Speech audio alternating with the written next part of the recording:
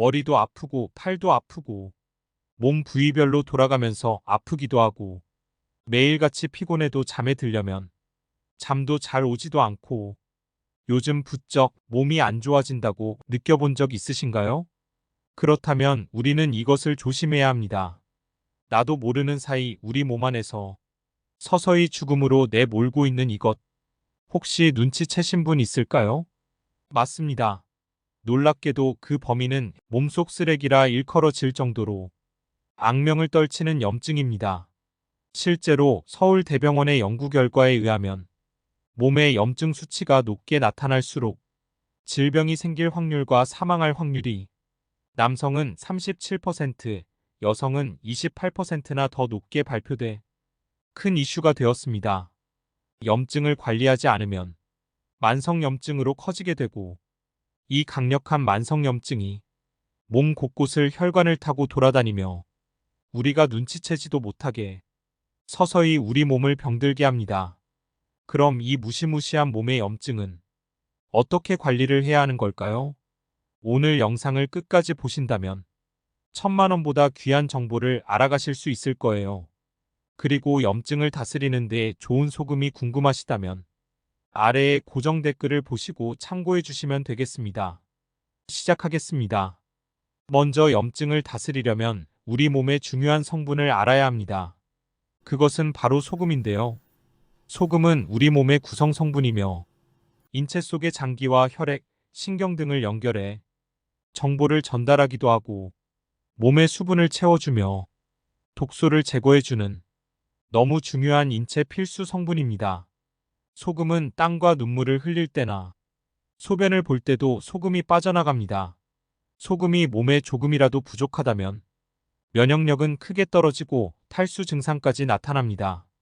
그렇기 때문에 소금이 부족하지 않게끔 섭취하는 것은 너무 중요한데요.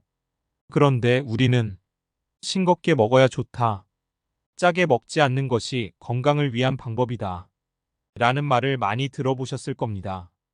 결론부터 말씀드리면 우리는 잘못 알고 있었다, 정확하게는 잘못 교육을 받아왔다고 말씀드릴 수 있을 듯 합니다. 얼마 전 연구 결과로 한국 세브란스 병원의 연구팀이 국제학술지에 실린 연구 결과를 하나 발표했습니다. 우리나라 성인 14만 3,050명을 대상으로 나트륨 및 칼륨 섭취와 사망률, 심혈관계 사망률 간 관련성을 조사했습니다.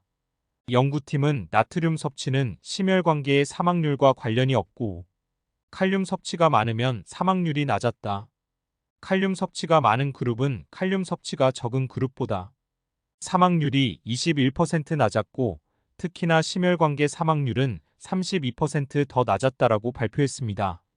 이를 통해 나트륨보다는 칼륨 섭취가 오히려 심혈관계 사망률과 관련이 있었다는 결론입니다. 세계보건기구가 제시하는 하루 나트륨 권장량은 2g으로 과학적 근거가 없어 지속적인 연구가 더 필요하다는 의견이 많으며 특히 우리나라 음식은 과연 몸에 해로울 정도로 짠가에 대한 많은 전문가들의 의견은 현대의 연구 결과는 전혀 아니다 라는 의견이 많습니다.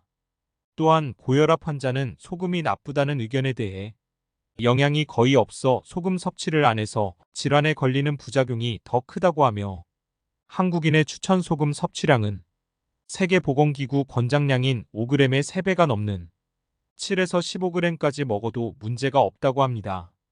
그럼 우리 몸에 꼭 필요한 소금 섭취하는 방법은 어떻게 될까요?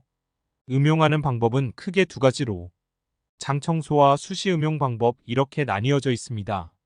우선 장 청소하는 법을 알려드리자면 전날 저녁 8시 이후로는 아무것도 드시지 않은 상태로 다음날 아침 공복에 2리터에 15g에서 18g 정도의 소금을 타신 후 30분 안에 다 마셔주어야 합니다.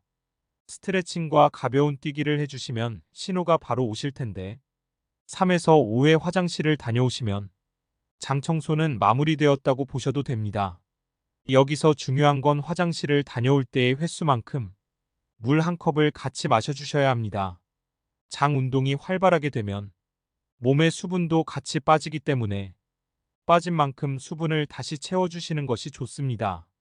장 청소한 그날에는 소금의 섭취량이 많기 때문에 물로 수분 섭취를 해주시는 게 좋고 그 이후에는 수시로 소금차를 타서 드시는 것이 좋습니다.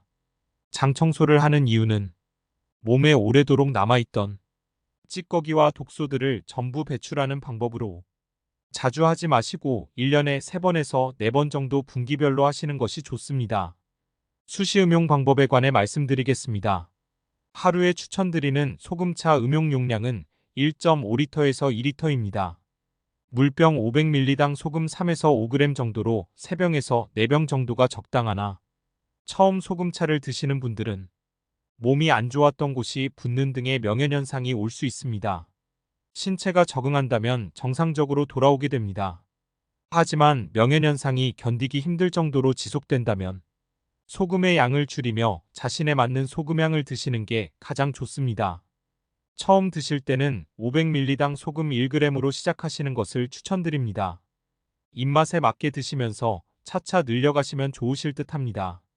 그럼에도 소금 섭취가 힘드신 분들은 입맛에 맞게끔 국물을 우려내서 자주 국물을 드시는 것을 추천드립니다.